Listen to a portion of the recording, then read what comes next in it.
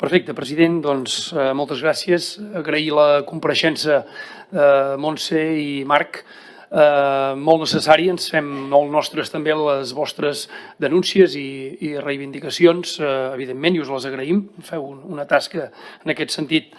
imprescindible. Jo voldria fer inicialment una mica de context. Nosaltres portem denunciant que Catalunya rep un servei de Renfe, sobretot Rodalies, que és una absoluta vergonya des de fa dècades i que això no es pot desvincular de cap manera del dèficit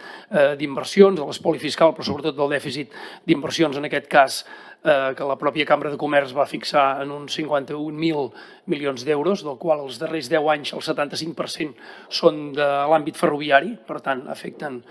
directament i que, de fet, la pròpia Cambra té estudiat que acaba derivant tot aquest caos, aquests retards, aquestes incidències que, com molt bé explicàveu en el cas de l'R3,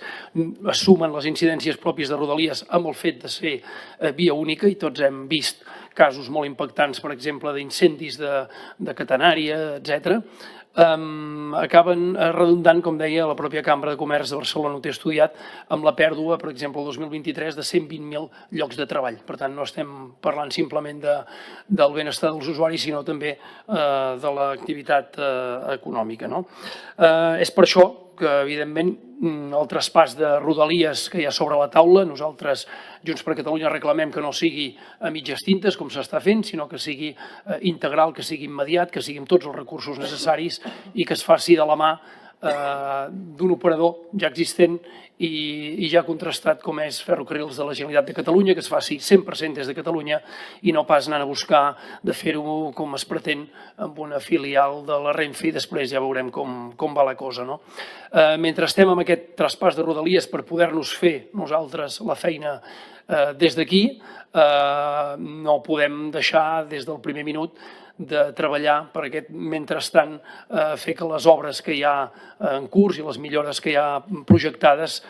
vagin de la millor manera possible. I una és, òbviament, el desdoblament reclamat de fa anys i anys de la línia R3, que en aquest moment estem a la vista ja del segon tall del tram entre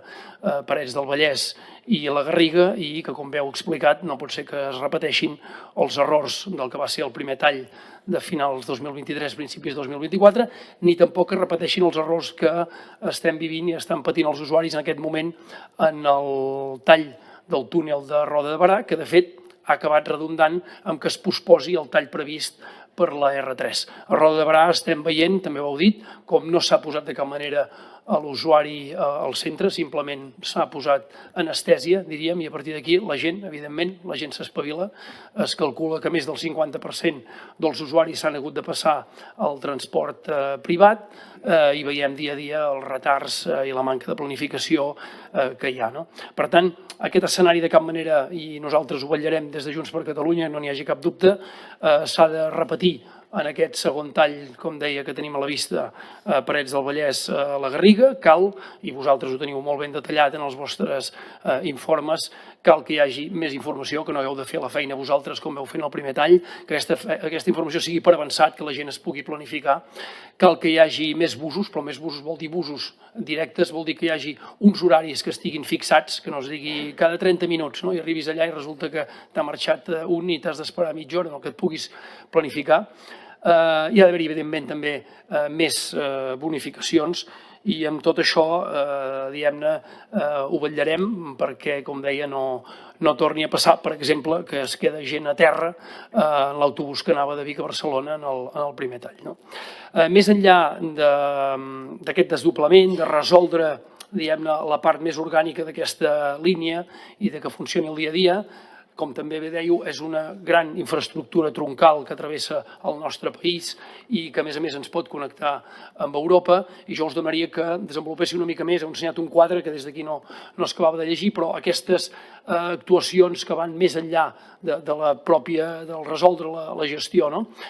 i que són, per una banda, el fet que aquesta R3 representi una connexió de les mercaderies amb el corredor mediterrani. Per exemple, heu parlat, i vosaltres veu néixer amb l'estació de Torelló, jo com a garrotxí reivindiquem els busos llançadora que ens permetin connectar des de la Garrotxa, que històricament havíem tingut el tren d'Olot, no tenim tren, que puguem connectar amb l'estació de Torelló. que no es pari el 2030 les obres i que de Ripoll en amunt es recuperin els apartadors de Can de Bànol, de Toses, perquè tot i que allà és complexa el desdoblament de línia, seria molt costós, però que es pugui també tenir unes bones freqüències de tren cap a Puigcerdà, que es torni a recuperar una línia que està en desús, una via que està en desús, que és l'ample internacional. Sí, l'ample internacional fins a Puigcerdà, que ens permeti connectar Toulouse, París, etc. O, per exemple, el tren del Pirineu cap a la Seu d'Urgell i cap a Andorra. M'agradaria que donéssiu la vostra valoració d'aquests projectes que, com veu dit, també s'estan treballant i reivindicant des de l'oficina de l'R3, que fa una gran feina. Agrair-vos la vostra tasca i donar-vos la nostra paraula de que hi serem a sobre perquè l'R3 sigui la línia que tots ens mereixem. Gràcies.